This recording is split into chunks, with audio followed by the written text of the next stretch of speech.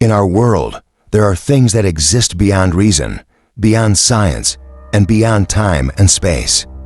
These entities silently weave through the centuries, hiding within symbols, rituals, and games that seem harmless. Tarot, a game where people sit around an old wooden table, lay out ancient cards, and invite fate to take form. To the careless, tarot is nothing more than a set of illustrated cards. But to those who know how to look deeper, tarot is a gateway, a path with no return. Through the cards, one can glimpse the future, hear the echoes of the past, and touch forces that reason dares not acknowledge. So what is the true origin of this deck? Why is each card encoded with symbols that the ordinary eye cannot fully comprehend? And why is it that some, after just a single reading, are never able to return to who they once were? And now, let us tear through the fragile veil between this world and the next, to uncover the terrifying mysteries hidden behind the seemingly harmless game of tarot reading. You can easily purchase a tarot deck anywhere from bookstores and online shops to metaphysical fairs. But few know that tarot has a deeply obscure history, shrouded in the thick fog of time and secrecy. According to many historians, the earliest playing cards originated from Islamic culture and were brought to Europe around the year 1375. However, in reality, the deck was not the same as the tarot we know today. It wasn't until 1440 that a deck resembling the modern tarot emerged, and of course, it wasn't yet called tarot at the time. In 5th-10th century Italy, a deck emerged under the name tarocchi. First appeared in Ferrara and Milan in northern Italy, with the Fool and 21 trumps being added to the standard Italian pack of fursuits, batons, coins, cups, and swords. At the time, it was merely a game for the nobility. But just a few centuries later, tarot suddenly transformed into a tool of divinationists by mystics, witches, and seekers of fate. Some believe that tarot originated in ancient Egypt, the land of sorcery, mummies, and arcane rituals. Others claim it is a gift from the mysterious Jewish people, infused with the knowledge of Kabbalah, the oldest mystical system in the world. But regardless of its origin, they all share one thing in common. Tarot is always tied to the sacred, the unseen forces, and secrets that not everyone is meant to uncover. Today, there are countless variations of tarot decks, with no fixed standard for the number of cards or their design. Although the suits and meanings of the cards remain the same, the illustrations can vary greatly from one deck to another. The themes of each deck also differ. They can be based on nature, animals, or even dragons. The most popular tarot deck in the United States today is the Rider-Waite deck, created in 1909 by Arthur Edward Waite. The deck consists of 78 cards, including 20 major arcana cards representing spirituality and destiny, and 56 minor arcana cards, which reflect everyday life. The 20 major arcana cards are the strongest symbols in the deck. Among them, 3 cards always send a chill down the spine of those who read tarot. The Tower, a tower collapsing in fire and lightning. It not only symbolizes sudden collapse, but also serves as an omen of accidents, death, or inevitable destruction. Death, the Grim Reaper riding a black horse, carrying a dark flag. It symbolizes not only physical death, but also transformation, sometimes so painful that even the soul shatters. The 56 minor arcana cards in the tarot deck are typically divided into fursuits, each consisting of 14 cards. Each suit represents a different element and an aspect of life. The fursuits are wands, symbolizing fire, energy, creativity, and action; cups, symbolizing water, emotions, feelings, and relationships; swords, symbolizing air, intellect, thoughts, and communication; pentacles, symbolizing earth, material wealth, finances, and work. Each tarot card is like a mirror, but this mirror doesn't just reflect the future, it can also reveal the deepest corners of your soul, both the light and the darkness.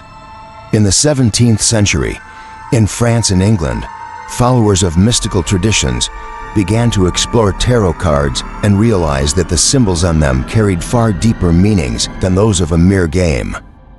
And so, they began using tarot as a tool for divination.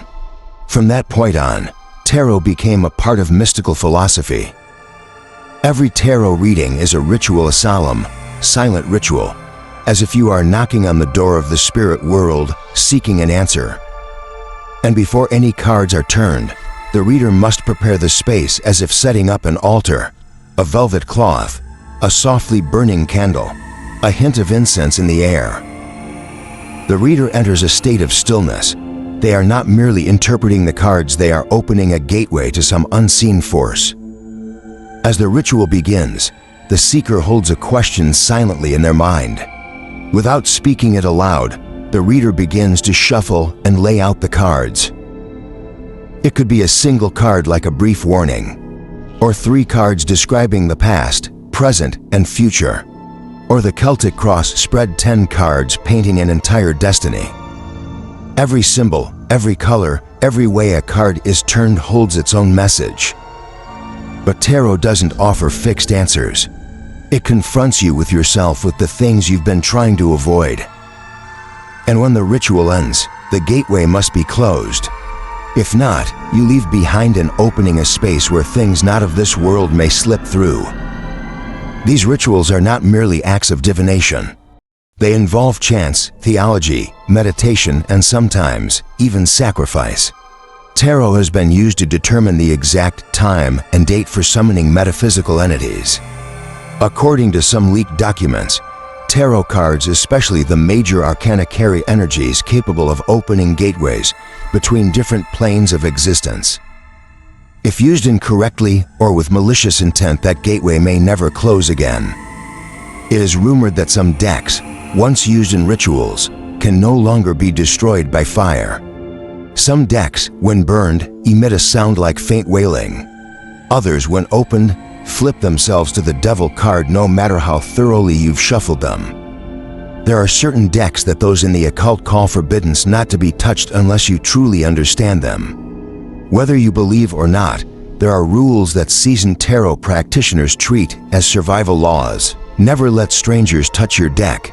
Their energy may contaminate it. Because the tarot deck is inherently mystical, it's no surprise that many mysterious stories surround it. Never draw cards at 3 a.m., for that is the thinnest hour between this world and the next. Never ask about death, illness, or try to summon spirits through tarot, because you might receive more than just an answer.